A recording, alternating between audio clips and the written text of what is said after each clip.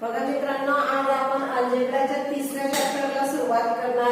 तिसरं चॅप्टर आहे आपलं अरिथमेटिक प्रोपगेशन म्हणजे अंकगणितीय श्रेणी. मग त्याच्यामध्ये पहिला टॉपिक आहे आपला सिक्वेन्स. सिक्वेन्स म्हणजे काय? क्रमिका. बघा, a sequence is a collection of number arranged in a definite order according to some definite rules. बघा, काही सिक्वेन्स असते, काही नंबर्स दिलेले असते, त्याच्यामध्ये त्या नंबर्स मध्ये काहीतरी अरेंज केलेलं असतं, काहीतरी रूल्स दिलेला असतो. त्याच्यामध्ये त्या रूल्स वरून आपल्याला कळत असतं की ही एक सिक्वेन्स आहे. जसं एक्झाम्पल घेतलं आपण 9, 15, 21 and 27. याच्यामध्ये आपण हे नंबर्स घेतले. ह्या नंबर्स मध्ये आपल्याला असं दिसतंय की 9 मध्ये 6 मिळालं तर 15 होत आहे, 15 मध्ये 6 मिळालं तर 21 होत आहे आणि 21 मध्ये 6 मिळालं तर 27 होत आहे. म्हणजे ही एक त्यांच्यामध्ये दोन संख्यांमधला डिफरन्स हा आपल्या लक्षात येतो. यालाच म्हणतात सिक्वेन्स, यालाच म्हणतात क्रमिका. काहीतरी रूल फॉलो केलेला असेल, काहीतरी डिफरन्स दिलेला असेल, दोन संख्यांमध्ये काहीतरी फरक दाखवलेला असेल, अशी याला सिक्वेन्स असं म्हणतात. तर ती जी पहिली संख्या असते ती आपण फर्स्ट टर्म म्हणजे A1 अक्षराने दाखवत असते.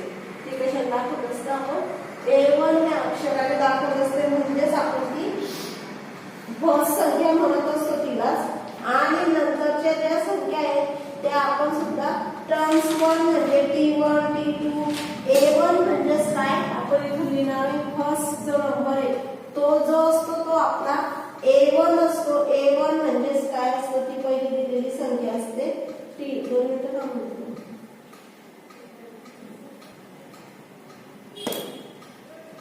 A1, A2, dash dash A3 and n number असतात. म्हणजे नंबर ऑफ संख्या असतील तर त्यावेळेस n टर्म दाखवलेले असतात आणि त्यालाच आपण त्याच संख्यांना A1, A2 च्या डिनोट करण्यासाठी म्हणजे सिक्वेन्स दाखवण्यासाठी T1, T2, T3 हे लेटर्स वापरत असतो. म्हणजे T1 म्हणजे पहिली संख्या A असते आपली, T2, T3 आणि जी म्हणजे अनंत संख्या दिलेल्या असतील शेवट ते असेल आपल्या Tn म्हणजे नंबर ऑफ संख्या. अनंत संख्या दिलेल्या असतील त्याच्यासाठी आपण Tn लेटर्स वापरणार. म्हणजे हा 9 काय असेल आपला T1 टर्म्स असेल, terms of sequence T1, T2, T3, T4. म्हणजे आपल्याला T4 पर्यंतचे नंबर्स इथे दिलेले. आपण कुठचेही नंबर असेच काढू शकतो त्यांच्यामध्ये 6 ऍड करून. बरोबर. आता अरिथमेटिक प्रोग्रेशन म्हणजे अंकगणितीय श्रेणी. In the given sequence, if the difference to consecutive terms is constant, दोन संख्यांमधील फरक हा कॉन्स्टंट असेल, दोन संख्यांमधील फरक हा कसा असेल? कॉन्स्टंट असेल, then sequence is called as arithmetic progression. त्याला म्हणतात AP. त्याला म्हणतात AP म्हणजे दोन संख्यांमधला फरक हा कसा असेल? कॉन्स्टंट असेल. मग त्याच्यातला D म्हणजे कॉमन डिफरन्स, सामान्य फरक. मराठीत म्हणतात सामान्य फरक. T1 म्हणजे A, T2 A plus D ने आपण मिळवत असतो, T3 A plus twice D, T4 A plus 3D ने आपण मिळवत असतो. मग आपण एक एक्झाम्पल घेऊ आपण. एक्झाम्पल 1, 3, 5, 7. बघा, याच्यात आपण पाहिलं असेल तर T1 बरोबर 1, T2 बरोबर 3 आणि T3 बरोबर 5, T4 बरोबर 7. बरोबर. आता आपल्याला याच्यात सामान्य फरक म्हणजे D काढायचा आहे. AP आहे की नाही, अरिथमेटिक प्रोग्रेशन आहे की नाही, अंकगणितीय श्रेणी आहे की नाही ते ओळखायचंय. तर त्यावेळेस कसं कराल? फरक काढताना आपण D बरोबर T2 मायनस T1 केला. T2 minus T1. T2 किती दिलाय? 3 मायनस 1 इज इक्वल टू 2. बरोबर. दुसरा आपण T3 minus T2, 5 minus 3 is equal to 2 आणि T4 minus T3 is equal to 7 minus 5, 2. हा जो डिफरन्स आहे हा जर सारखा येत असेल, दोन संख्यांमधील फरक जर सारखा येत असेल तर ती अंकगणितीय श्रेणी आहे. प्रोग्रेशन आहे असं आपल्याला समजतं. बरोबर. बघा किती सोपं आहे. अरिथमेटिक प्रोग्रेशन कसं लक्षात घ्यायचं की जी दिलेली सिक्वेन्स आहे त्याच्यातील दोन संख्यांमधील फरक हा कॉन्स्टंट असेल. हा फरक कसा कॉन्स्टंट असेल त्याला आपण अरिथमेटिक प्रोग्रेशन म्हणत असतो. ते आपण डी म्हणजे कॉमन डिफरन्स सामान्य फरक असतो त्याच्यासाठी स्मॉल डी ने डिनोट केलं जातं. टर्म्स T1 म्हणजे A असते. T2 जर काढायचे असेल तर आपल्याला A प्लस D ऍड केला तर आपल्याला T2 मिळत असते. T3 A plus twice D मिळवला तर T3 मिळते. आणि A4 म्हणजेच काय A प्लस 3D असं आपण त्या संख्या मिळवू शकतो. जसं एक एक्झाम्पल घेतलं मी 1 3 5 7 T1 T2 T3 आणि T4 मानून घेतले. मग डिफरन्स म्हणजे काय डिफरन्सचा फॉर्म्युला T2 T1 तो मिळाला 2. बरोबर. तसं 3 T2 ते मिळाला 2. T4 3 ते मिळाला 2. हे सगळ्यांमधील टर्म दोन संख्यांमधील फरक हा कसा मिळाला आपल्याला कॉन्स्टंट मिळालेला आहे. म्हणून ही अरिथमेटिक प्रोग्रेशन आहे म्हणजे AP आहे दिलेली सिक्वेन्स AP आहे असं आपण म्हणू शकतो. बरोबर. आता पुढच्या टॉपिककडे वळूया आपण. बघा आपण याच्यामध्ये प्रॅक्टिस 3.1 पाहण्याआधी एक सांगते मी तुम्हाला की जर AB ओळखायचं असेल तर दोन संख्यांमधील फरक हा कॉन्स्टंट असायला हवा हे मी तुम्हाला सांगितलं. त्यानंतर त्या संख्यांमधील फरक हा डी या स्मॉल डी ने दाखवला जातो आणि नंतर तो फरक हा धन ऋण किंवा शून्य पण येऊ शकतो. बरोबर. या गोष्टी लक्षात ठेवायच्या आहेत. आता आपण प्रॅक्टिस सेट नंबर 3.1 पाहणार आहे. त्याच्यातील which of the following sequence is an AB if they are AB find the common difference. बघा सेमीवाल्यांसाठी मी क्वेश्चन फळ्यावर लिहून दिला आहे. मराठीवाल्याने क्वेश्चन पुस्तकातून पाहायचं. बाकीचे जशा पद्धत मात्र सोडवायची सेम राहील. फक्त काही गोष्ट बदल करायचे नाही ते शब्द मी तेव्हाच्या तेव्हा तुम्हाला सांगून देणार असेल. बरोबर. पहिलं एक्झाम्पल दिलेलं आपल्याला 2 4 6 आणि 8 दिलेले. बघा पहिलं एक्झाम्पल दिलेलं आहे त्याच्यामध्ये आपल्याला ज्या संख्या दिलेल्या आहेत त्या आपण फर्स्ट टर्म सेकंड थर्ड आणि फोर्थ मानून घेऊ. बघा फर्स्ट टर्म म्हणजे इथे लिहायचं पहिले पद. मराठीवाल्याने लिहा पहिले पद. बरोबर.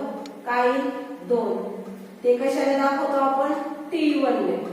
ती कशाने दाखवतो T1. नंतर T2 4 T3 6 आणि T4 8.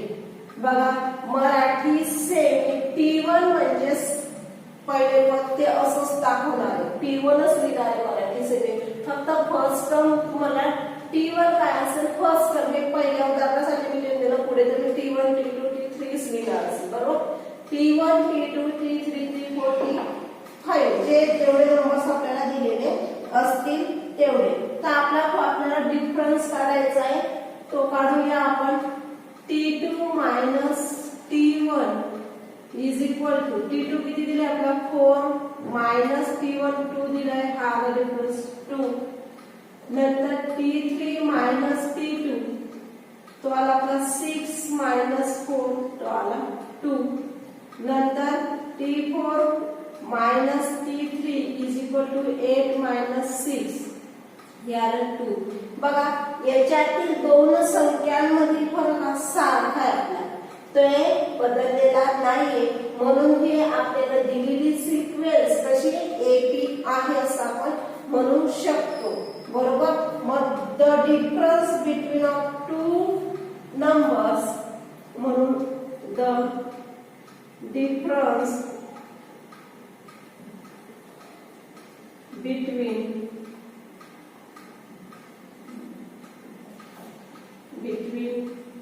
of two numbers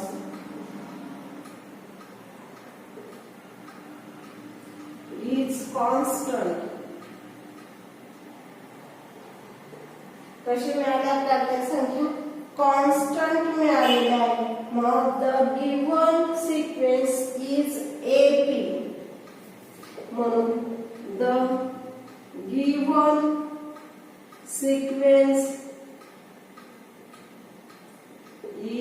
AP. हे सेमीवाल्यांनी मराठीवाल्यांनी लिहायचं की दोन संख्यांमधील फरक हा सारखा आहे किंवा कॉन्स्टंट आहे. बरोबर, लगतच्या दोन संख्यांमधील सामायिक फरक हा कसा आहे, स्थिर आहे. मराठीवाल्यांसाठी लिहून देते मी, लगतच्या दोन संख्यांमधील फरक स्थिर आहे म्हणून दिलेली क्रमिका ही अंकगणितीय श्रेणी आहे. म्हणून दिलेली क्रमिका ही अंकगणितीय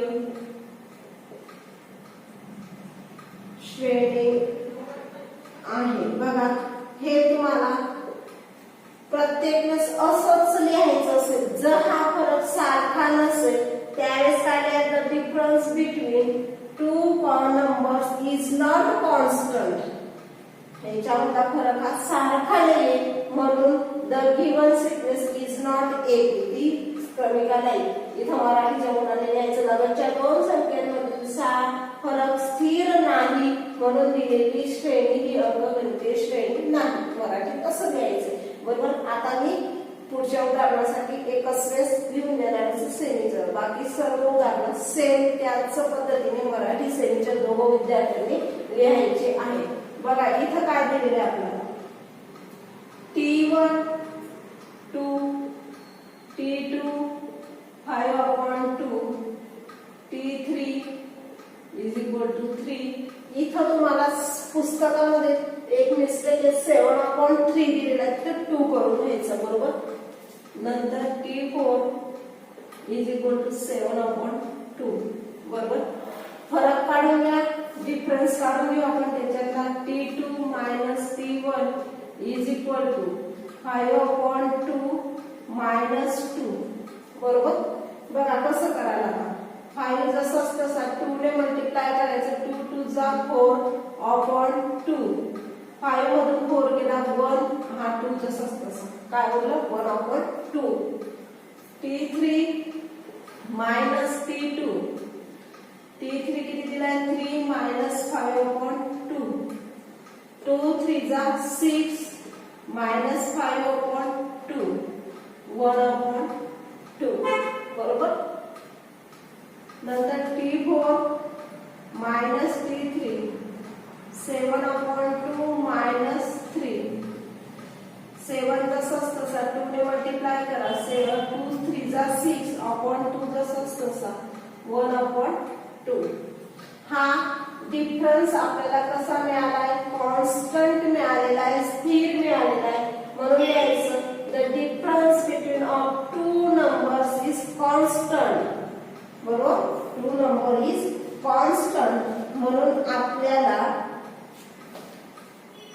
काय असेल, दिलेली सिक्वेन्स काय असेल, ती एपी असेल. मग इथे मराठीत कसं लिहायचं, लगतच्या दोन संख्यांमधील फरक स्थिर आहे म्हणून दिलेली क्रमिका ही अंकगणितीय श्रेणी आहे. हे प्रत्येक उदाहरणाच्या वेळेस तुम्हाला लिहावंच लागेल.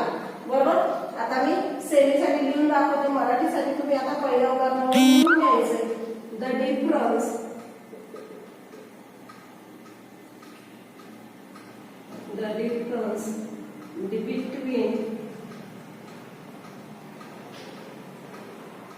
between of two numbers is constant. म्हणून the given sequence is AB. तेच खाली मराठी